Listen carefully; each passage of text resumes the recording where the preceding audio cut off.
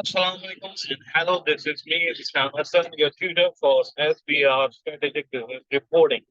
And in this video lesson, we will be looking at one of the current issue,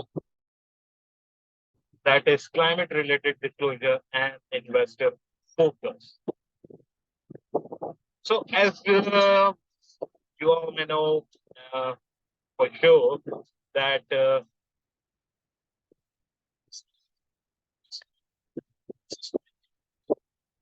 climate change is impacting the society as well as uh, companies alike, corporations are responding to its impact. And one of the reason is the investors are demanding action, right?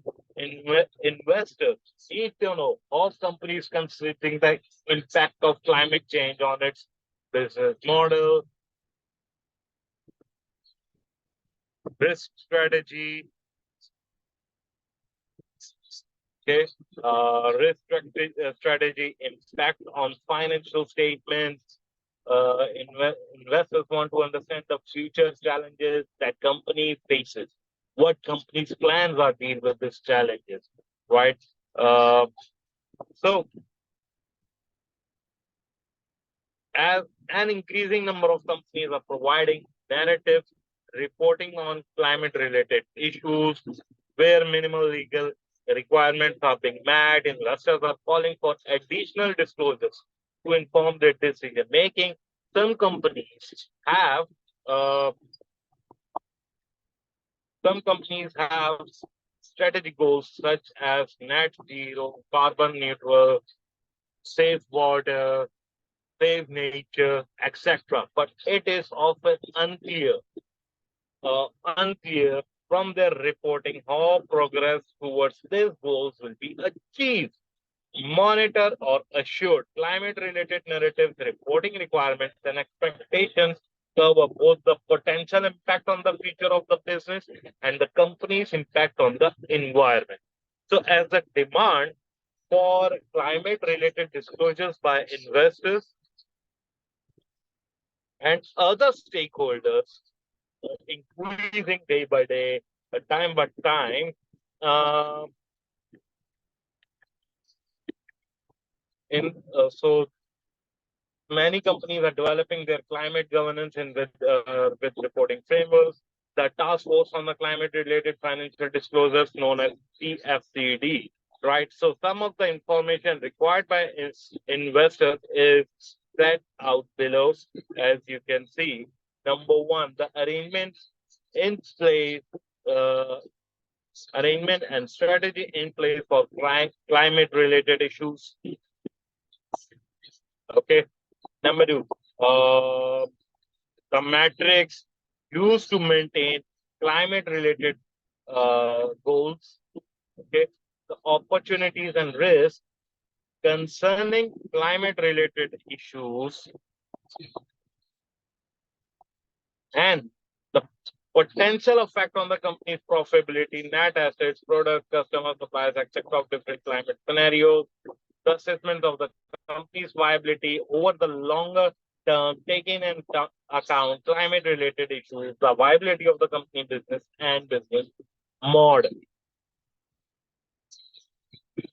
So let us now look at the climate change and IFRS, the financial reporting standards. There is no single standard which addresses climate change. However, IFRS standards provide a framework for incorporating the risks of climate change into companies' financial reporting. Companies must consider climate-related matters which, when the effect is material on financial statements. Now, for example, IS1. IS1 requires a companies consider whether IS1 requires a disclosure of information not specifically required by IFRS standards, not presented elsewhere in the financial statement, but it is relevant to the understanding of the financial statement. Additionally, IS1 requires a company to consider whether any material misinformation is missing from its from it such as climate-related matters on the company's financial position and performance. So disclosures of assumptions about climate-related matters may be required where assumptions have been affected by climate change. For example, estimate of future cash flows for impairment testing purposes on the calculation of decommissioning obligations. The disclosures may include the nature of assumptions or the sensitivity of the calculations. Additionally, IS1 also requires the disclosures of the judgments that have a significant effect on the assumptions amounts recorded in the financial statements. So IS1 requires management to assess companies' ability to continue as going concern. Climate-related matters may create material uncertainties that cause significant doubt on the company's ability to continue as going concern. So IS1 requires disclosure of those uncertainties as well.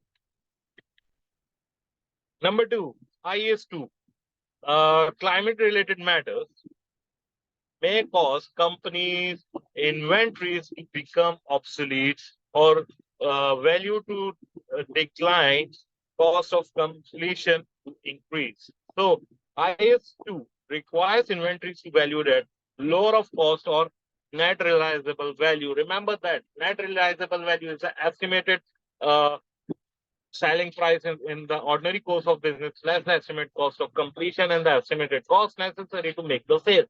Estimates NRV will be based on the most reliable evidence available of the amounts with which the inventories are expected to realize. So, how it can be related to climate-related matters. For example, we have the inventory which got obsoleted or damaged due to the too much of a heat, too much of a heat by a sun, due to a climate heat, and so it can be the cause of it, right? Then income taxes, IS 12, requires companies to recognize deferred tax assets for deductible temporary differences and unused tax losses and credits to the extent it is probable that future taxable profit will be available. So climate related matters may affect the company's estimate of the future taxable profit, which may result in potential deferred tax not being recognized or de-recognition of already recognized deferred tax asset. For example, you have deferred tax asset in your place due to climate change, some legal requirements not restricted or deferred tax asset or temporary deductible differences. Then we have IS 16 property plan and equipment. IS 16, remember IS 16 requires to review the residual value and expected useful life of asset each year. And if any expectation differs, changes should be made prospectively. Remember it? So climate matter related matters may affect the residual value and expected useful life of asset because of obsolescence or legal restrictions. One asset got legally restricted or you can't use it any further, or maybe due to too much of a climate change, you can't go to that asset and can't use it anymore. It can affect, right? IS 36 impairment. Climate related matters may give rise to an indication that assets are impaired. Yeah, simple. A decline in demand for products, for example, are not environmental friendly, could indicate impairment of that product or the manufacturing unit making the product and adverse change in the business environment of a company is indication of impairment. So assessing value in use, the company is required to calculate cash flow projections based on reasonable and supportable assumptions that the best estimate of the future economic conditions will need to consider whether climate related matters affect those assumptions. Companies are required to disclose the event circumstances assumptions lead to the recognition of impairment loss, which could include climate related events.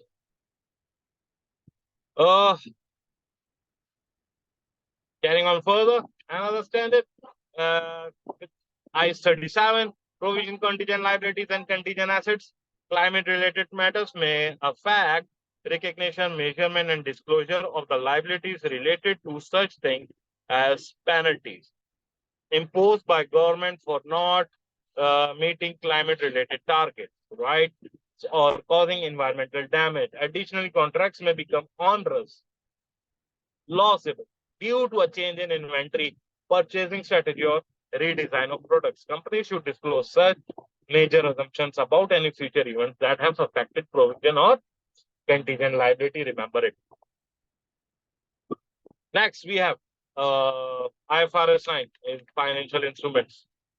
Climate-related matters may affect a lender's exposures to credit losses caused by environmental disasters or regulatory change may affect the process ability to meet its debt obligations, right? Uh, the classification and measurement of loans may be affected as lenders may include terms linking contractual cash flows to an entity's achievement of climate-related targets. The lender would need to assess whether the contractual terms of the financial asset give rise to cash flows that are solely payments of principal interest on the principal amount outstanding. Additionally, climate-related targets may create embedded derivatives need to be separated from host contract, if you remember it. So climate change may reduce the probability of the hedge forecast transaction occurring or affect its timing. In this case, the hedge accounting relationship may need to be terminated. There may be hedge ineffectiveness. Similarly, reduction in volume of high probable forecast transactions may lead to partial termination under IFRS 9. And finally, when making the critical assessments, IFRS 13 fair value measurement. When making critical assessments and judgments for measuring fair value, the entity should consider what conditions and corresponding assumptions were uh, known or knowable to market participants. The impacts of climate change on fair value measurement would depend on evaluation of whether the climate change would have impacted market participants' valuation assumptions and at reporting date. The information such as climate-related legislation available to the market at the reporting date may be relevant in making this evaluation. This would include any corporatives of contrary evidence that the timing and trajectory of the observable market price, movement of related assets in the relevant markets, as well as information of market data up to the reporting date. For example, carbon, depending on the facts, circumstances of each disclosure, need to be enable users to understand why the climate change has been considered for the purpose of fair value measurement. Users should understand basis for selecting assumptions that were used in the fair value and relative sensitivity. So these are the few examples which can be used that how you can, you know, use standards and your financial reporting framework in terms of climate change. There are many more, but these are the few which can be helpful for you. Make your mind that how you can use the reporting framework, right? I hope it will help you. If you have any question, any comments, you can ask me. And your feedback is also very valuable for me. Thank you. And that's it.